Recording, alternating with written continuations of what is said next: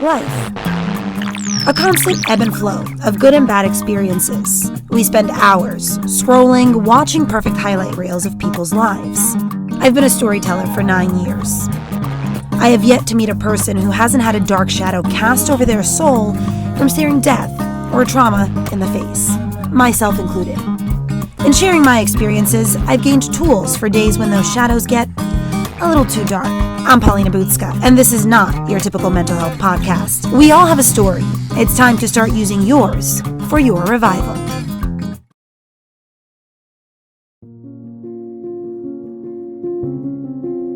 End of watch for Officer Trung Thai was October 13th, 2022. He died responding to a domestic violence call.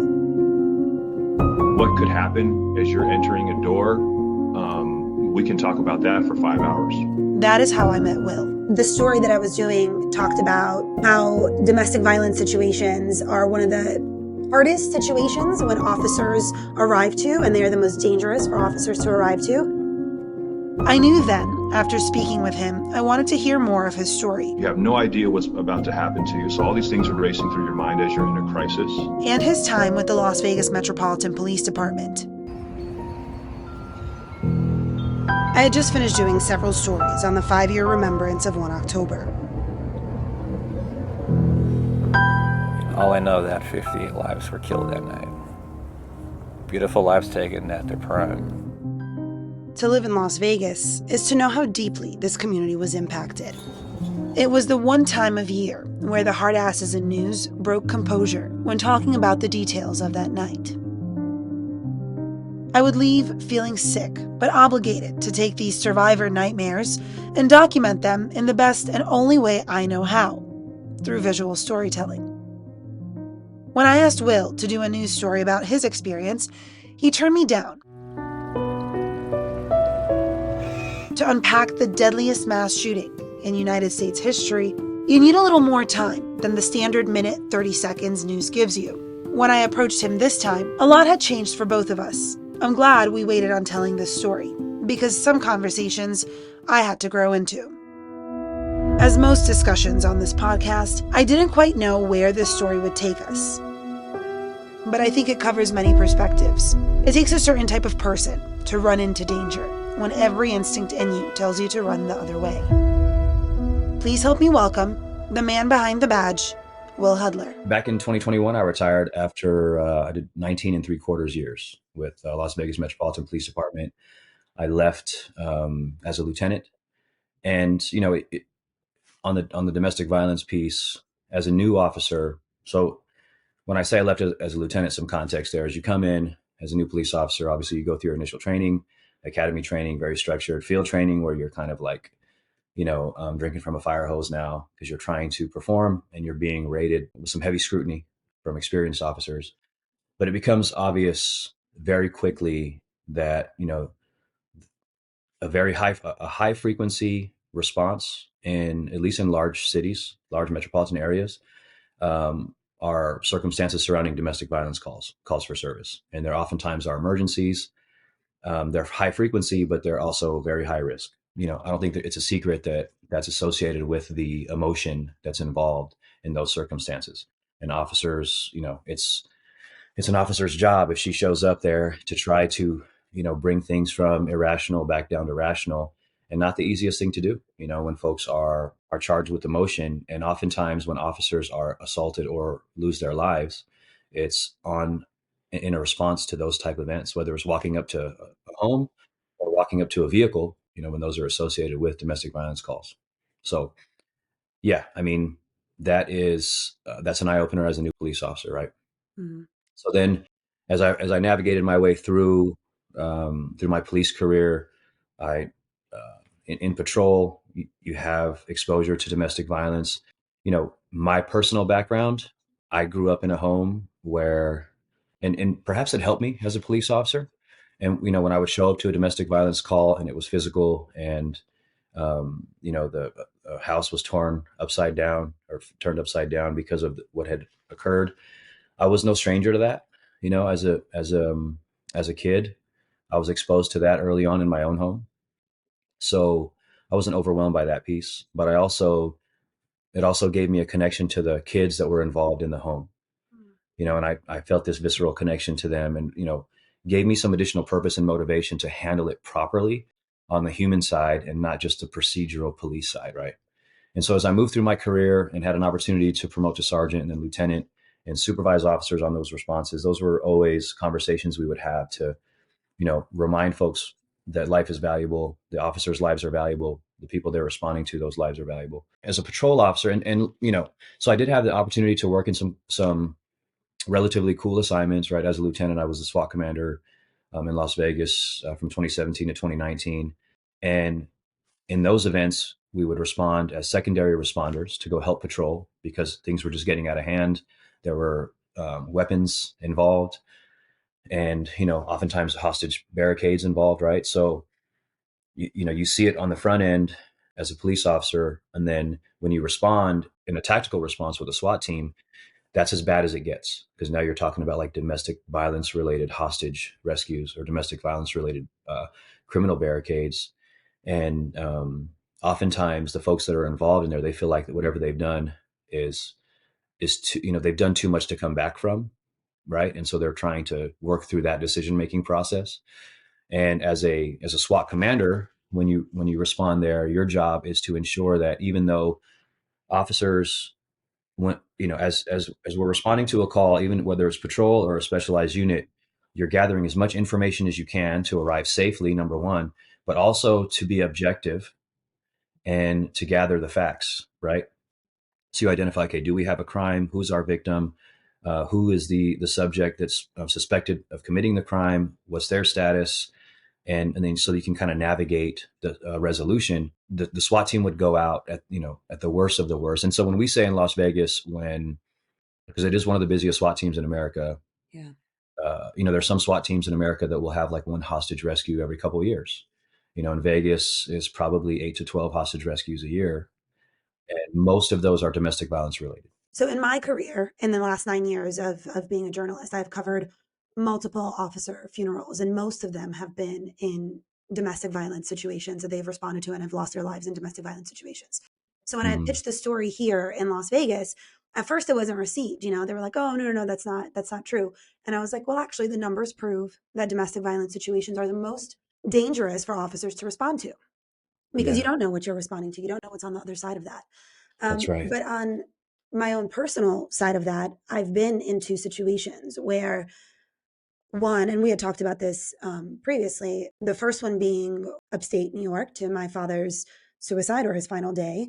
Mm-hmm. They had a police department that arrived, but they didn't have a SWAT team on command, right? So then they were calling me to say, "Hey, we need you to act as the negotiator to get your dad out of the house." And at 20 years old, you don't even know where to start with that or how to even respond. So I think now, 13 years later, being in a city where SWAT responses are a regular thing, and talking to officers like yourself are able to give you a little bit more perspective into what those situations look like.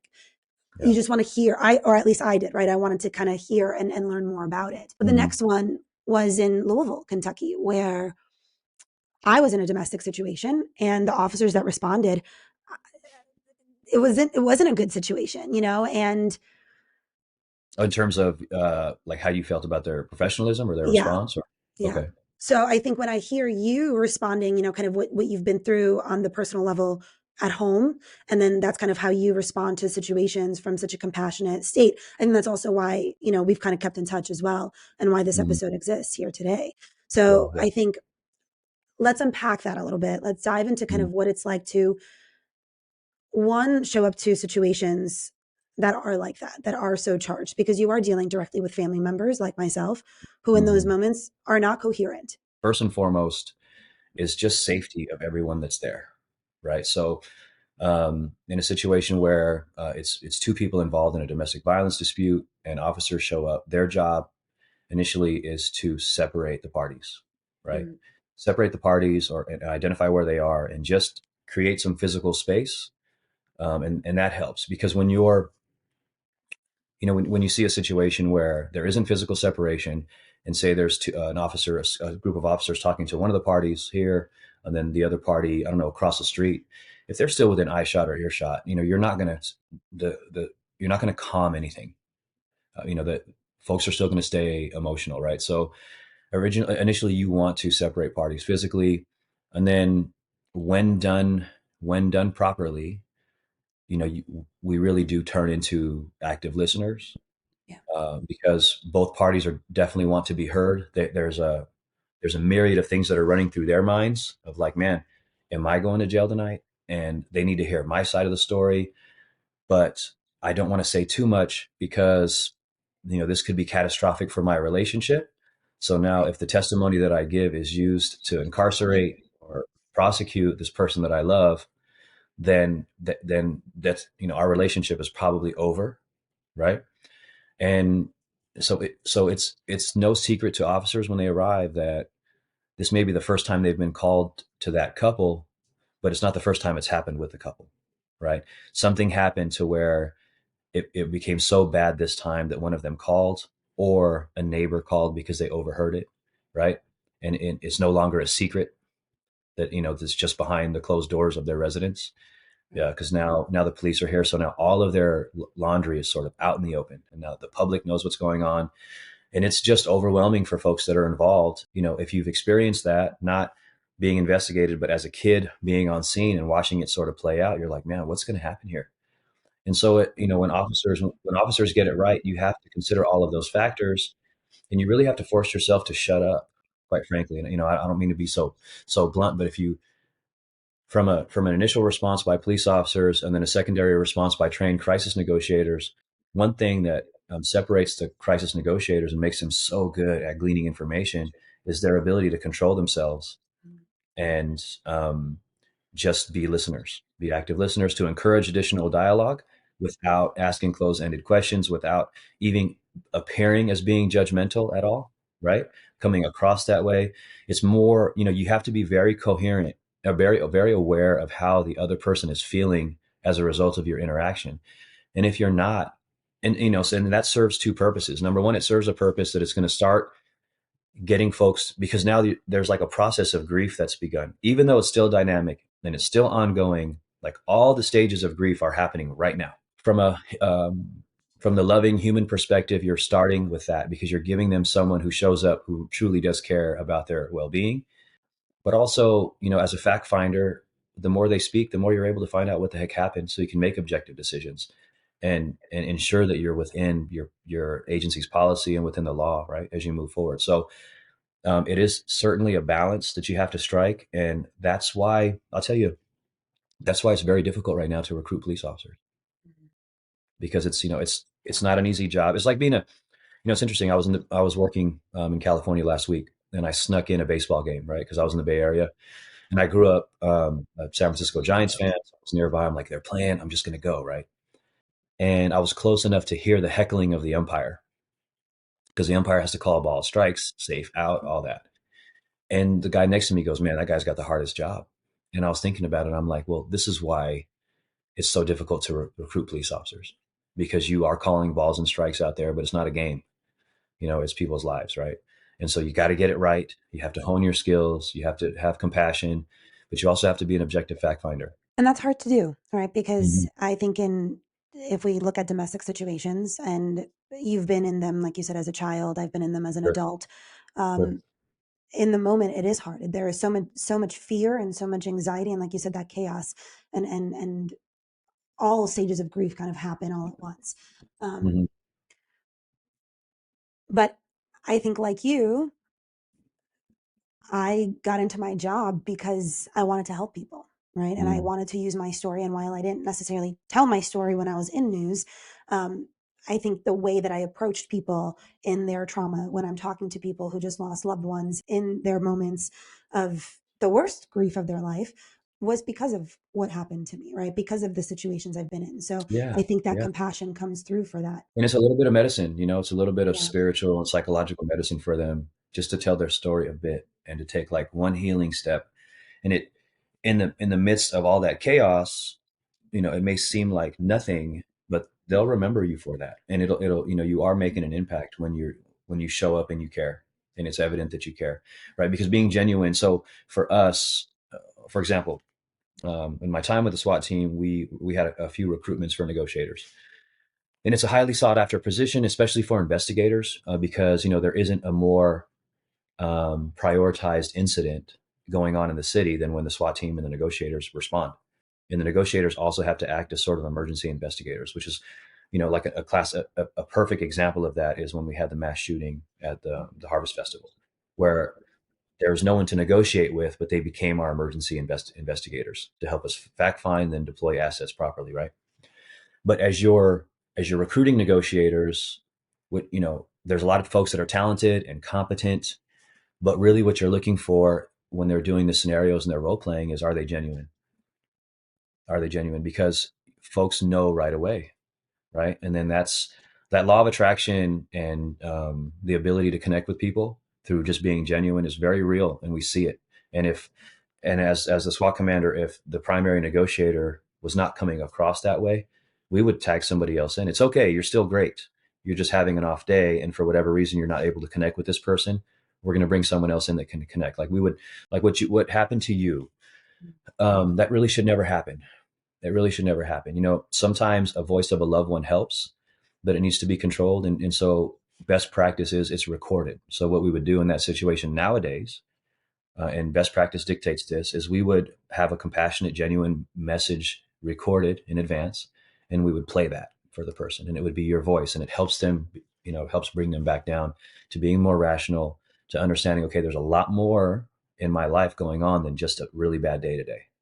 And I've had a lot of time to kind of go back into into kind of what I experienced 13 years ago when my dad died that day, because from Sure. start to finish, that day was disaster, right? Like everything that could have gone wrong that day did go wrong, from Yep. oversleeping to like not being able to get there in time, to the traffic. And I think, again, when we talk about timing, God's timing, right? Like, I think Mhm. there were so many things that prevented us from getting there when he killed himself in that moment. But Yeah. there was enough, because I don't think that I could have survived that, right? Like that's the thing. Like I've survived what I needed to survive with my dad's suicide, but I don't think I would have survived if I had heard the shot go off and I knew he did it. Like it was Sure. enough to walk into the house later. It was enough to see, what the room looked like, and that you don't ever get rid of. But No. there are moments in your life, like I said, that you kind of you wish that they went differently. But with that being said, this was 13 years ago. And I don't think that the resources that police had in a very small city, upstate New York, were there. Right. So I don't think that I'm maybe as angry as I was, I don't know, 5, 6, 7, 8 years ago, when I was like, how could these officers have me at 20 years old calling and trying to get him to negotiate out? Right. Like Yeah. the older I get, the more I can take a step back and kind of look at where we've made developments. And to that point, Paulina, it's like, if you're an officer on scene, we talk about having compassion. The fact that they said maybe this would help, it's coming from a good place, Yeah. right? It's like the request to get your assistance in that situation is coming from a good place, because like Oh, maybe yeah. this will, right? But obviously, you learn and you grow as a profession. Like for example, and obviously we're going to talk about uh, moving forward, right, from tragedy. But this is something that I've had to deal with too, and I think a lot of us have to as well. It's that one thing, and I'm not ashamed to say that I do talk to a therapist regularly. Since I retired, I think most folks who work in public safety, they experience a lot of grief, and it's almost like death by a thousand cuts. And even if you don't have like a single seminal event to point to say this is what happened to me, because that's what we want to diagnose ourselves, and we want to say it's because of this, right? But oftentimes, especially in police work, I can speak to, not an expert, but in my experience, it is really is death by a thousand cuts. And so you look back and you realize, man, I've got all these wounds. I didn't realize I was getting wounded over 20, 30 years. Mhm. And my therapist says, look, he's like, dude, you're holding this boulder your whole career, and you just don't realize you're holding it. And some of those things were the outcomes, right? Like still accepting responsibility for outcomes when you show up and you get recordings from daughters, because we've done that several times, right? So when you say that, it resonates with me. And you still lose someone, right? And you're not able to save them. And I think you walk away, like when you take a job like this, that role, which For me, having an opportunity to be a police lieutenant, number one, and work for the community was an amazing career. But getting to have a stint, leading one of the busiest tactical teams in America and participating in that leadership team, it was really a dream come true, because now you're in the forefront and you're responding to the worst emergencies. And it's like, you better get it done. You better do a good job here, right? Because people are relying on you, and it's just more immediate uh, results because the stakes are so high, right? And you start to have this complex where, or at least I did, that I would be en route to an emergency thinking, okay, I can save them, right? I can do this. And then you also have ownership of the teams, because there's going to be times where you're going to send men and women into a really bad situation to rescue a hostage, for example, and that all of them may not walk out, right? And in your mind, like in my mind, I would go there saying, okay, everyone's going home, like, and then you would be so um, obsessed. I would be so obsessed with the details of every single move and tactic and strategy to ensure that if I lost a teammate, I could look at their loved ones and say, this is why we did what we did, knowing that I had done everything we could to avoid it, right? Because, like, I was fast forwarding to the worst possible conversation and making decisions based on avoiding that, right? So, as I navigated through therapy, and still am, that's, you mentioned God. Uh, I'm not him. I'm not God. I can't save people. We make our decisions, and I'm starting to feel some of that weight being lifted with each session. That, hey, number one, Will, I love my therapist because he's very blunt. He's a prison psychologist, and he's like, dude, you're not that cool. You know, He's like, and I needed to hear it that way. The It's like, humbling. yeah, it's like, it's pretty arrogant to think that you can outcome that entire, you can impact or change the outcome of that entire situation or control someone's actions. And, it's like, think about your family, think about your kids. How good at you are, how good at controlling their actions are you? And I'm terrible at controlling their actions. And so the thought that I could do it with a stranger who's in crisis is pretty arrogant, right? And so, having that, now being retired and moving forward, and trying to cope with some of the outcomes that haunt me every night, um, you know, knowing that I have a God that's much bigger than me and much bigger than those situations has really helped, certainly. Well, I think maybe it is arrogant, but I think that there is a hope that you do need to keep when you're going out to these kind of situations, right? Because you are hoping to step in and bring everybody home. So there has to be that level of hope that That's you right. do hold on to when you're responding to this. So I think that maybe the arrogance that you're talking about is the weight that you take on your shoulders after when something doesn't go right. Yeah, and it didn't start off great. My time in SWAT, my third night taking over the leadership of the team, was the worst mass shooting in modern policing history, right? So when you show up to work and you go home and 58 people are dead, you're like, man, this can never happen again. And what can I do to prevent this from happening? So it became an obsession where, I was eating, sleeping, and breathing, tactical decision making and cutting down response times and trying to improve and trim the fat off of response procedures. And, that was very, very unhealthy, which led to a couple of heart attacks. I had two, one at 41 and one at 42, and no doubt about it. So you're right. There is, I think, for folks to get into public safety, and even to get into journalism for the right reasons, I think you come with that inherent compassion that you want to make a difference, and you believe you can if you prepare properly, and you do it with love, and you follow the rules, right, that you can make an impact. It's just when it doesn't go the way you wanted it to, it's oftentimes tough to accept that. I love hearing you speak that you go to therapy Mm, because I think more people do need to be in therapy. I do think that people need to be talking more about the things that they see.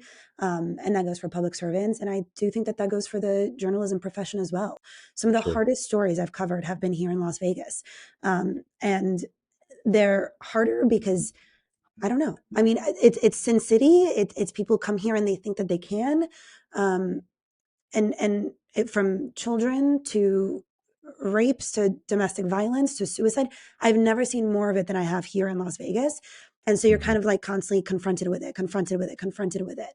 Um, and there has to be someone that you talk to about this at the end of the day, where you can kind of unload some of this. The first time that I've seen mental health services be offered, even on the news side of things, was in the recent mass shooting that we had here at UNLV, Yeah. and that was just in December.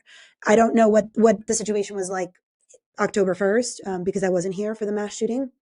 I've only done stories post mass shooting, but um, I can't imagine that 5 6 years ago news stations were bringing in mental health therapists to come and talk to anybody, because up until 5 6 years ago, we were still telling journalists to just suck it up, get over it. And in Louisville, Kentucky, we'd show up to scenes and the body is still uncovered and still there. You're seeing everything, very different from what Metro does here, because they're very controlled of the scene, but not like that in other cities where I've reported it. And so you do see a lot of things that you're constantly just kind of like, whoa, you need to take a step back and start taking care of Yeah, what's up and here. you've got to do it, right? It's like, especially in public safety, when you're ushered in and you're onboarded into a highly regimented and disciplined department, you start to believe that there's a process in place for everything. Okay, so now this has happened. What's the process? But historically, we've dedicated assets to it, but none of those assets could have been prepared for the scale of dealing with what happened after that shooting. And I know the folks who were part of our employee assistance program, and they were pouring their hearts and souls into every single contact with officers that were responding and citizens. Um, but it's timeliness is important, right? While wounds are fresh is when they need triage, and Yeah. so and even emotionally. And when you have a team of 6 to 8 people and you have hundreds of folks to get to, you're going to miss a lot of folks, and it's not the fault of the people that were on in that assignment. It's just we weren't prepared for that scale.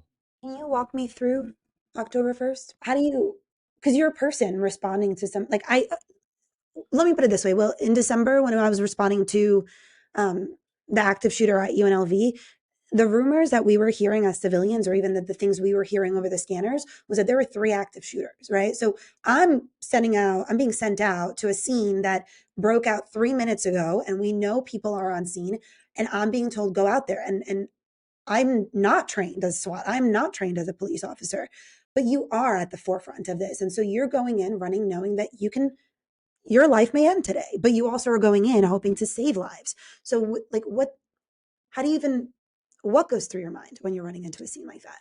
Well, the thing is, we saw it at UNLV, right? Because a lot of the officers that were responding, I mean, the captain that was in charge that day, if we rewind the clock back to October 1st, 2017, was the K-9 sergeant that called me, and well, he's one of the people that I sent into the hotel room that night. And now he's the captain, and he's the incident commander of what was happening at UNLV. So now we're talking like it took seconds, minutes and seconds in terms of police response at UNLV. Jurisdictionally, it's the convergence of several police area commands or precincts, right? And so you have a lot of resources all around UNLV. But the lessons learned from 1 October in terms of just trimming the fat off of process and becoming more efficient in your response and prioritizing the right things. We saw it happen at UNLV. I'll tell you that, as a retiree, after living through October 1st and hearing initial reports, I was down the street from the college. My daughter is a junior at UNLV right now. And she was right there. She was hiding under a desk for 3 hours. And, I found myself in sweatpants and a t-shirt running through campus, uh, trying to get to her because, and I wasn't armed, obviously, as I'm running through the college campus, but it was more uh, after experiencing October, what happened in 2017 and the death toll. I was convinced that, okay, she's not going to survive.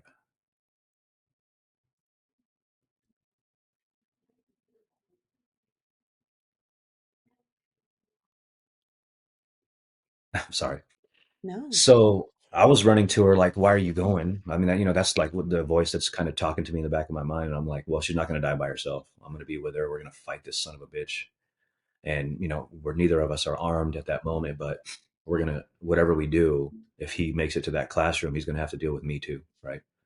So, or I'm going to try to help get her out of there because they were in a room that didn't lock. You couldn't secure the doors from the inside. So it was like an auditorium, and I knew exactly where she was, and I knew where I had heard things were happening, and it was right there. It's a glass building that there's no good way to exit that glass building because where the epicenter of what was occurring, you have it's like plain sight. Everyone who's all the ingress and egress of that building. So she was a terrible spot, but very, very proud of her because she behaved courageously. But back to the police response, all the folks who were in charge of that UNLV response were right in the thick of 1 October. You know, so you have a generation of leaders now with the police department who, when things go really badly, they're just all business. They're all business because they know if they're not, what it's going to look like, right? And I'm not saying that we weren't all business on the on October 1, 2017, but in terms of infrastructure, we had challenges. Radio communications were terrible because there weren't repeaters on top of the hotels, which is law in Nevada, and so we couldn't communicate in the towers. I mean, when I talk to someone who's outside of police work and they're like, man, 48 minutes from the SWAT call to getting into the door on the 32nd floor, I mean, it took you guys a long time. But I think, that team finding that door in 48 minutes is a miracle, quite frankly, because, it took one officer to see it, call it out on the radio to another area command. And then people from that area command that were on that radio channel heard it and responded and grabbed enough bodies to get up there at the time that they did without communication. Everything was done over cellular because our radios weren't working, right? So, but by the time we were in there, the killing was over. It was long since over. We didn't know that because the numbers were rising, right? The deaths associated with this event to be over 50. People that have died associated with this event has increased. In terms of police response, what we saw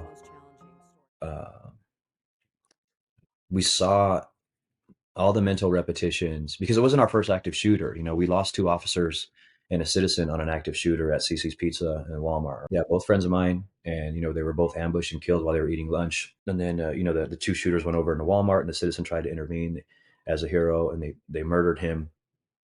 And so what you had on 1 October was officers who were around for the Walmart shooting and the CC's Pizza incident. They were showing up looking for act. They're like, I'm going to stop this from happening. I don't care how bad it is, but because officers who were responding, they thought there was a team of gunmen in the concert venue because of the essentially your microphone was ingesting the gunfire that was coming from the hotel, and the microphone was still on, and so it was pushing the gunfire out through the speakers all inside the venue. So folks they had no idea where the gunfire was coming from. A lot of people thought it was a strip. I can tell you the officers that were behind the stage, when they entered the stage area, they were expecting to encounter a team of gunmen. But the point is, even with that being said, and they had a little, defensive weapon, a sidearm, right, and it sounded like rifle fire. They still entered the stage with their little pistol in hand, ready to confront whatever evil they were going to have to confront. And I think as an agency, we learned that night, like, when you're in training, you hear about the worst event. We lived through it at CC's Pizza with Alan and Igor. And you like to think, okay, when the time comes, I'm going to act and I'm going to lay down my life for my brother, right? And what we saw that night is we saw, hundreds of first responders willing to do that. I mean, the sickness that it exists, the illness that exists, or the complex in police work is we never turn it off. So we're a part of these, communication platforms and group text messages that even when we're off, if something bad happens, we see it right away. Mm-hmm. And actually, not until 18 months after my retirement did I group text messages because I still felt that obligation. I'd like to circle back to kind of both responses here, right? Because I think it's interesting to kind of hear how you responded as an active officer during Hmm. October 1st, and then as a civilian and a father. So, ironically, Paulina, it's the same. There's no difference. Um, you're responding to help people you love. Yeah. So, with as a police officer, if you don't love the people you're serving, you shouldn't be doing it. Mhm. And when you run towards danger, it's like there's now granted, as a police officer, you have to communicate your movement and coordinate your response, right? Because you're working in contingency with a team, and that's what makes you valuable. But you still have the same motivation. It's the same motivation. And when you're responding as a parent or just someone that hears, like the guy at Walmart, the hero at Walmart that lost his life. He knew something bad was happening. He's like, I can't, I'm gonna. They're not getting past me, and if they do, I'm okay with this being my last moment. Like, Yeah. what better way than trying valiantly to save others, right? You spend yourself in that worthy cause, and then, um, that's it's a pretty admirable way to spend your last moments on earth. And so, not to be so dramatic about it, but the motivation responding to 1 October, as a lieutenant, the heart, for me, my responsibility that night was to set up my tactical command and get the servant warriors to evil as quickly as I could through coordination. As I'm driving, northbound on Las Vegas Boulevard from the 215, and I can see the chaos in front of me just past Russell Road, and making that left turn into South Central Area Command parking lot, you know, I I screamed at the top of my lungs and I slammed my fist on my steering wheel, like God damn it, because I just wanted to keep driving and throw people into my truck and get them to the hospital, or grab my rifle and get into a team and go work. But that those are things you give up when you take formal leadership positions, right? So, and then the motivation and the urgency and the frustration in the tactical operations center to try to get information and ensure that I was informing the decision makers who were downrange so they can be efficient in their response. It's all the same motivation. And when I'm running to my daughter, it's like, okay, if I run into someone before I get to her that needs help, then that's who's getting help, and she would understand.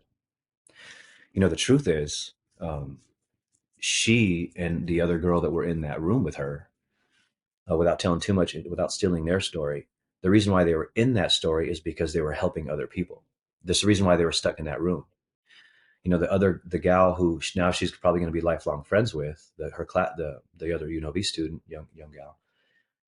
She had to shelter. She had to hide because she didn't run, and the reason why she didn't run is because she was waking up a homeless gentleman to tell him to run.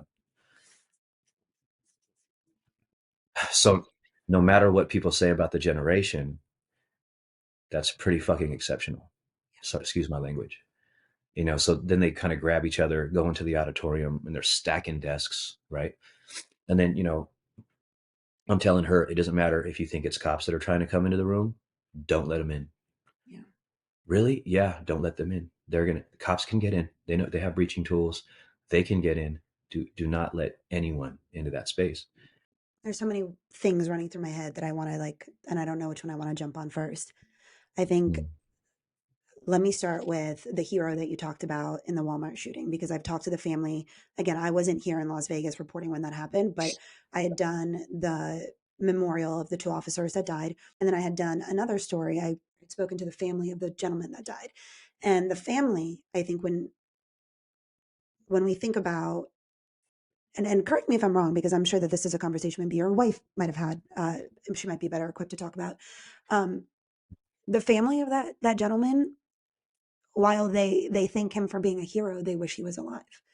Yeah, and I think that's where Department of Defense families and police families and firefighting families, I think if they're communicating, they may respond to that line of questioning a little differently.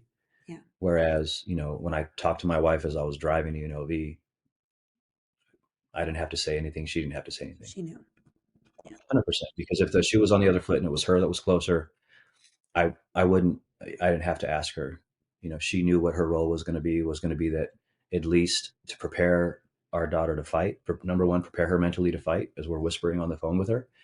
And then also having her in the back of her mind, knowing that someone who loves her is on their way. And that just gives you hope, right? So if it was going to be, if it was going to have a terrible outcome, which there was a terrible outcome for several families that day, um, then at least we prepared her, one, to fight and to look out for others, and then one of us as parents was striving valiantly to get there. I know it sounds super morbid, but when you choose these professions, you have those conversations. It's not something you talk about every day, but every once in a while, God puts it on your heart to say, "Hey, let's talk about this, something that could happen," right? And she's certainly willing for me to risk my life for people that she's never met before. And I'm sure that it would hurt, and there would be some grieving, 100%. But knowing that one of us would do the same thing, and to lose our lives while protecting someone we loved, um, that would be an honor. And here's the thing, right? I'm no mistake. We've been talking about God a little bit today. Yeah. The kingdom of heaven is much different, right? We view death very differently than God does. Death for God, to our these vessels that we're walking around in, it's another step, right? But for us, selfishly, we grieve our loved ones, right? But our worldview is completely upside down in terms of priorities, uh, compared to what we read in the Bible about how God views death, right? So, with that perspective, it definitely takes the sting out long term, right? So short term pain, and long term, having that solace knowing that you spent yourself in a worthy cause is pretty special. What a beautiful way to look at death. Um, I don't know that I have multiple conversations about death normally on this podcast with people when I'm telling their stories. And so I'm very comfortable around talking about death, but I don't think I've ever heard anybody, I guess, describe death that way. And I think that's beautiful. That's a beautiful outlook. And thank you for, and that's just over time of grieving and getting beat up, and the only way to view it is from that view, in my opinion. And I don't know how folks who come from the same vein that I came from, and left police work, I don't know how they deal with those ghosts without a relationship with God, with that higher power and life source, with that that um, clearly defined um, moral foundation of what's right and what's wrong, so that what you did was right, in the moment. And I don't know how you manage or cope without that, quite frankly. Since leaving news and everything else that's kind of just been thrown my way, I've really leaned into my faith. And I think many days it's the only thing that's kept me sane, Yeah, you know? yeah, And that's not to say that even in the days where I'm like, I love God and I'm here and I'm happy to be here, that I haven't prayed to not be here. I'm thankful for another day, right? But I'm thankful for that relationship that I could have with God and with my community and with people around me to say, today I'm not yeah. okay. It was powerful for to hear from my therapist when we started talking about something. He's like, "Yeah, but you've moved on from that. You've healed from that." And that was powerful for me to hear, because I'll tell you, Paulina, shortly after retirement, in the first week of October, um, I'm watching TV with my family, and there's a scene from Saving Private Ryan with the gunfire. Because one thing I think people who responded um, to the Route 91 shooting is the sound of the gunfire, right? Just Mhm. like incessant, and just didn't stop. And so when I hear that, I became so upset that it's almost like I couldn't even control my actions, So, and I'll share this, and I'm going to share this very sensitive experience, because I know there are people like me, you and I, that are struggling, and trying to figure out whether or not it's worth it for them to hang around any longer. But I found myself with thoughts that I've never had in my life, never. And I have every reason to be here, every reason to enjoy my retirement that I worked for, that we worked for, that because my family worked for it too. You know, in my haste responding to October 1st, as I was getting dressed in my closet, because when you're doing the job of SWAT lieutenant here, your phone rings so often that in the middle of the night that you have to have like another work area set up because you can't, because this is how it goes. You're a sergeant in patrol and you're working something that's terrible and like somebody's homicidal, because it happens regularly, unfortunately, and right in our fallen world. And your phone rings, you call me, and you're like, "Hey, Will, this is what we have." And my first question is, "Are you sure?" Because after you do it for a while, you don't get spun up so quickly because you're like, "Okay, let's confirm your facts," right? Especially sergeants that are like newer in their response, and it never failed. They would say, "Okay, let me call you back," right? And I didn't want to wake my wife up again at 3 in the morning. So I had a work set up in my closet. I had a cot, a pillow, a blanket. I had a radio charging, and I had my laptop charging in my closet so that I could go in there, so after the first call, I would move. I'd go lay down in the closet, but I would fire up my laptop and I would pull up the location on my map and just get a look at it so I could start wrapping my mind around how I was going to brief the team if we had to go right now. Right. So, um, in my haste of leaving that day, or that evening, um, the radio that I was listening to, I left it on the charger. Well, I left it on, and I grabbed my other radio and ran out of the house. So my wife listened to the entire night.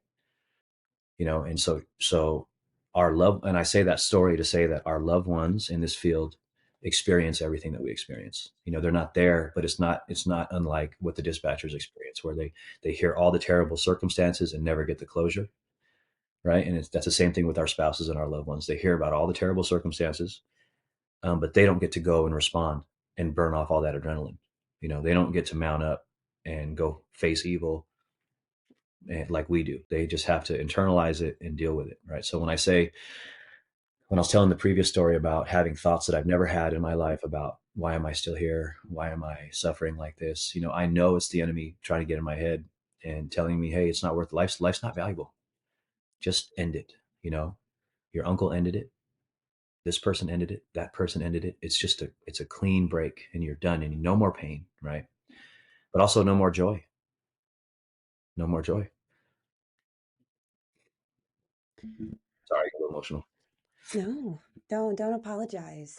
Um, there is joy in the morning, eventually. Hmm. Yeah. I mean, listen, the connection that I have with my daughter now is it's stronger than we've ever had. Yeah. And There's I no think doubt you about can talk to her in different ways that I don't think you'd be able to talk to her before, right? And I think she now also understands your job in a very different way that maybe up until now she couldn't, right? She it. Yeah. she Yeah. knew your job from a very different perspective. Yeah. Young folks, when you haven't loved and lost or grieved, young folks, because my kids have lived a more comfortable life than I had, and that was always the goal, right? Yeah. But you don't oftentimes understand what sacrificial love looks like. But she does now, and she knows what she wants. She knows when she picks a partner one day, what the love should look like, what it should feel like. You were able to have such a successful career and then still maintain that love and softness, I think, at home.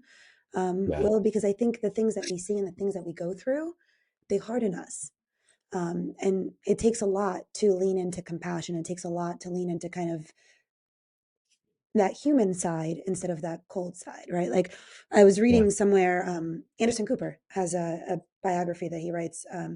He would respond to, I think it was Rwanda or one of these areas that are riddled with genocide. And he said, I was standing by a mass grave of people. And he's like, when I didn't feel anything is when I knew I had to walk away.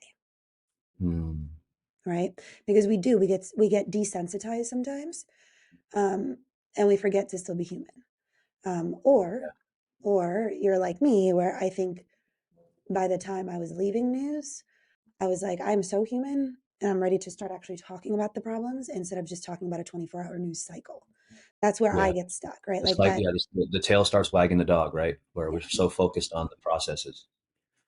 Yeah, no doubt about it. And that's, that's the first time hearing that from your perspective. And it's a very similar drive in law enforcement. It's like, okay, what's the latest emergency? And it's like everything's important. So nothing's really important. Certainly not your mental health. No. Right. So if there's anyone, if this ends up in front of anyone who's struggling, post public safety or even journalism career, Like, one thing that my therapy has taught me, and then even being married to an amazing woman who was willing to listen and always put herself um, in service of like what's best for our family, right? Um, you have to put it down, because every time you, and I'm preaching to the choir here, obviously, but every time we respond to a tragedy, we ingest it. We can act like we don't, but we ingest it. And unless we're sociopaths, it's going to affect us. And so it's almost like this weight we leave, but we're holding a weight. I remember being a young police officer and responding to the death of a baby, a SIDS death. And then once I was done with that call, obviously the chaos was still there. And in that call, because of the circumstances, my job as a first responding officer was to keep the family away from their child, right?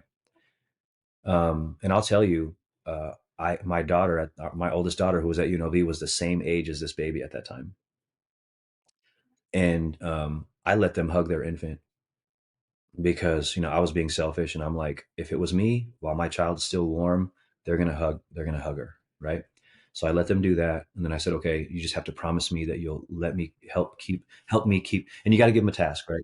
Help me keep folks away so that we can do this right? So that we can collect the evidence, and then we can help you guys, just help you get to tomorrow, right? But as I left there, I'm feeling this weight, and it never went away. And then the next call, is a domestic violence call, and a gal had just been battered, and she was yelling at me for being there. She was upset that I was there, knowing that I was probably going to arrest her spouse or her significant other. And that's when I realized, man, I'm going to have to manage this on my own. And I think as police officers, and anyone who responds to tragedy, we have that feeling because we're the folks in our family and our friend groups who get things done. They call us when they're in trouble. I mean, the reason why the police officers put you on the phone, because when you showed up that day, it was probably very clear to them that you're the person that's going to get shit done in the family, and you're going to ask the hard questions and have the guts to speak up. And that's probably why they grabbed you out of the family group to say, here, help. Oh, 1,000%. I mean, I was the Yeah. one who called police. My mom was completely incoherent. Yes. My brother was younger still, and he was coherent. He was fine. But I think that I was the only one that was stoic enough to kind of be like, okay, this is what needs to be done. And I had a task, right? Like that was my task. And we were in Brooklyn, and my dad was upstate, so he was 3 hours away, 2 hours away. And every which way we tried to get up there, we couldn't. And so I think you talked about earlier about you've had daughters record messages. I think if there was a recording option, that would have been one thing, but that wasn't even an option. I think Yeah. when I go back to 13 years ago, I mean, I was on the phone with those sergeants the entire time, and they were just yelling, like, why aren't you guys here yet? And I'm like, because I don't even drive. Like, I'm in New York City. There's no reason to drive. Yeah. No one in Brooklyn drives, right? There's just consistent chaos. And again, it's lack Mm. of resources. It's 13 years ago, we also weren't talking about suicide like we are today.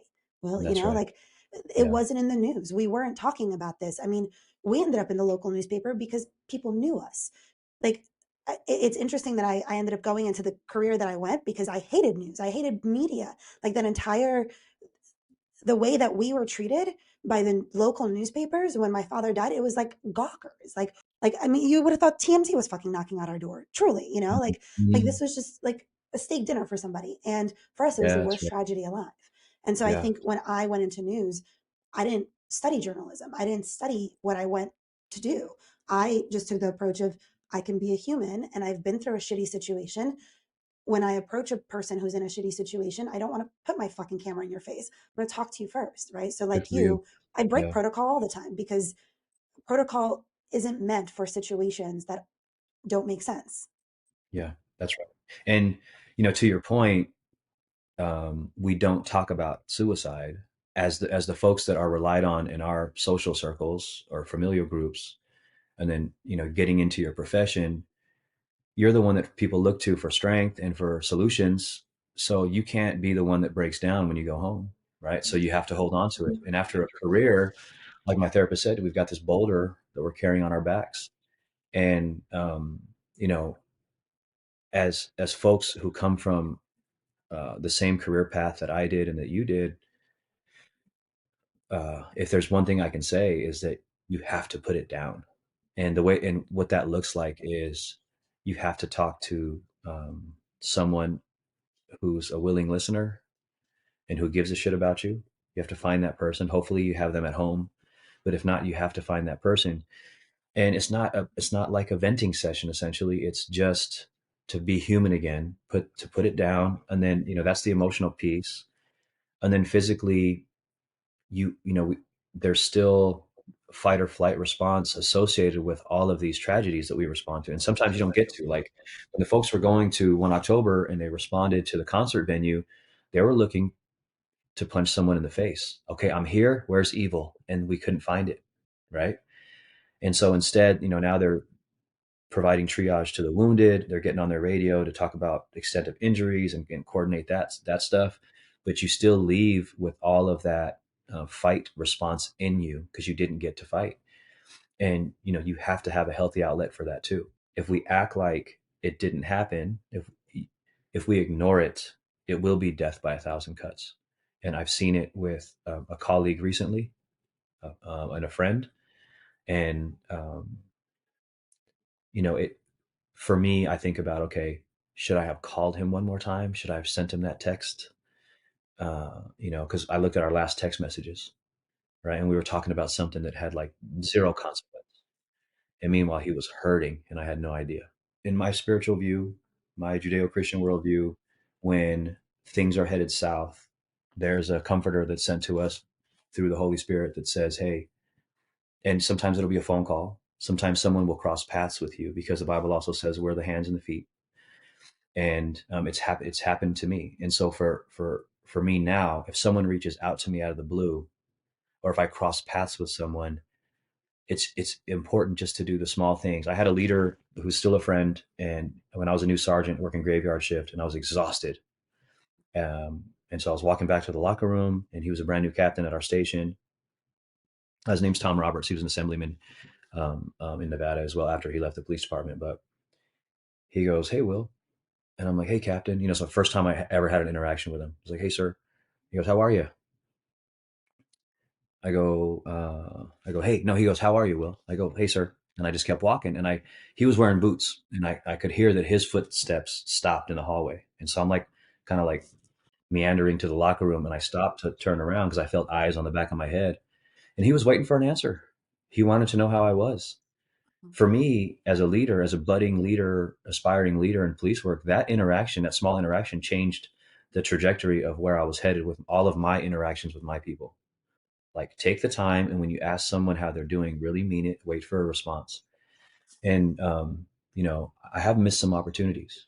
When I look back at suicides that have occurred related to the police community here in Las Vegas, there have been a couple opportunities where I had interactions, without a significant amount of time passing before the tragedy, and I kept it small talk, right? Or I don't know if I could have showed more love or more compassion. So when we have those opportunities, that is the intervention of the Holy Spirit telling us, hey, act, show some love, show some compassion.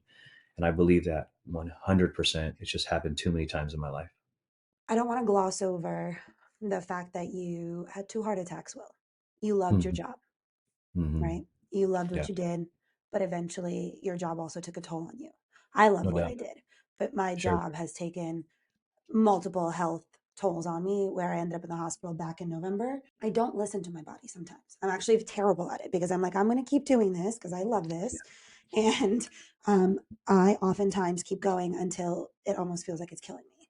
And then that's I'm right. thankful for people who step in, either intervention me and are like, no, go to sleep, go do this, go whatever it is, or for Mm-hmm. my body at some point to still be here with me and say, I'm going to put you in the hospital, but you're going to take the break that you need. Right. Mm-hmm. And I feel like that's kind of what your body did. It said, you need the break.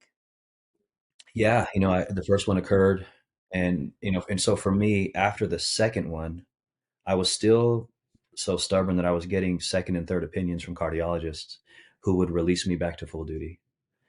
And then we had another tragedy in the public safety community where there was a trooper killed on the I-15, NHP trooper, and his memorial services were like quickly approaching. So I went to my doctor to say, hey, I want to dress out in uniform, because at the time I was working at the union, the supervisors union, and I wanted to dress out in uniform, but I can't wear uniform unless you release me to full duty. And he goes, Will, you don't get it.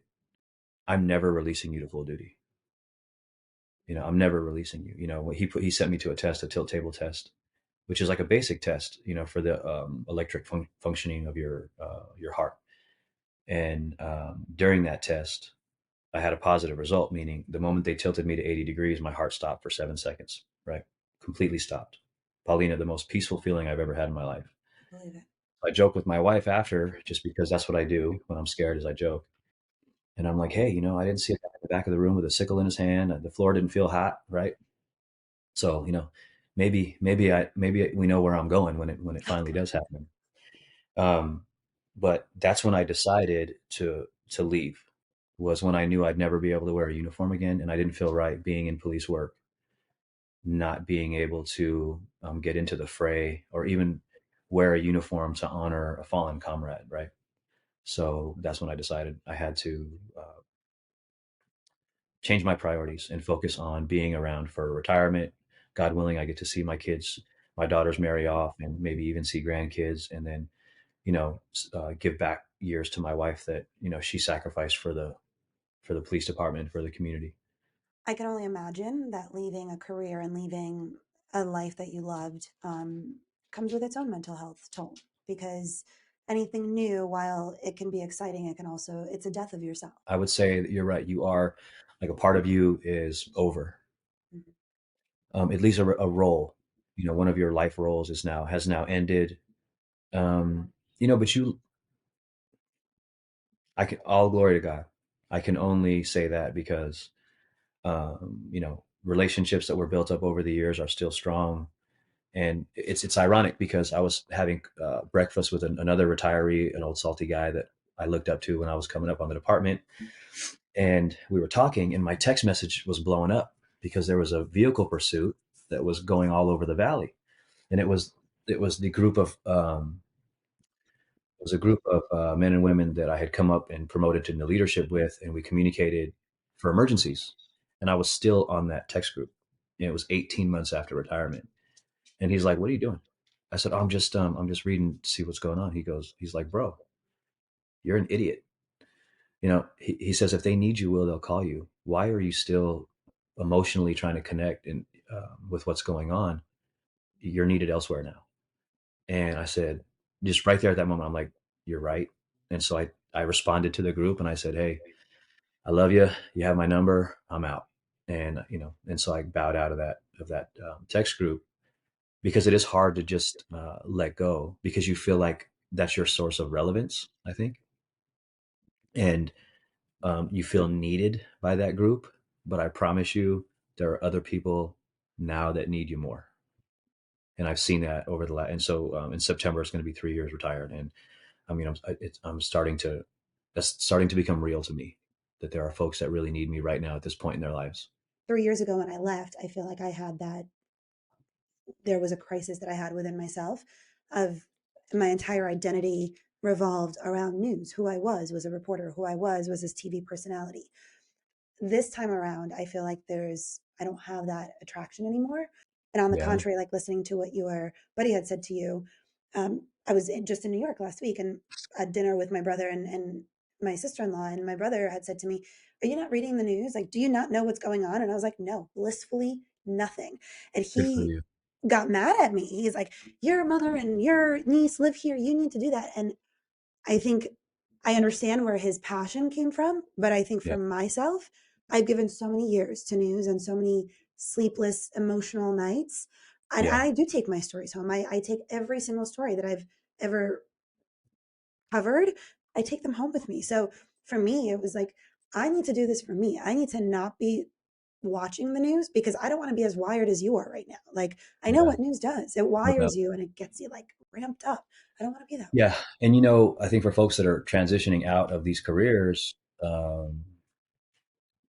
I don't know that they're able to envision having this different perspective and having it still feel healthy and still feel needed and loved and relevant, right? But it's, the same way they were indoctrinated into police work, and they adopted sort of that operational tempo and lifestyle, they can adopt this new lifestyle when they leave. It's just, I mean, 1,000%. it seems like a mountain to climb. But it's a beautiful mountain to climb, and it's, they've earned it. They've earned it. Right. And they're still relevant. They're still relevant in God's kingdom. And and there are going to be people in their path that still need them. And so it's healthy for them to have it, like for you right now, right? As an entrepreneur, you have another healthy pursuit, and you can pour in, and you can feel like you're spending yourself for a worthy cause. There is another worthy cause out for them. I didn't know that when I first left, but I know that now. According to the CDC, law enforcement officers and firefighters are more likely to die by suicide than in the line of duty. First responders now make up 1% of all suicide statistics. If you or someone you know is suffering, there is help. Call or text 988, the Suicide and Crisis Lifeline. Thanks for watching, and that's okay. Join us next week on Wednesday for another episode. In the meantime, subscribe below, like, comment, and share, or find us on Spotify and Apple Podcasts. Until next week.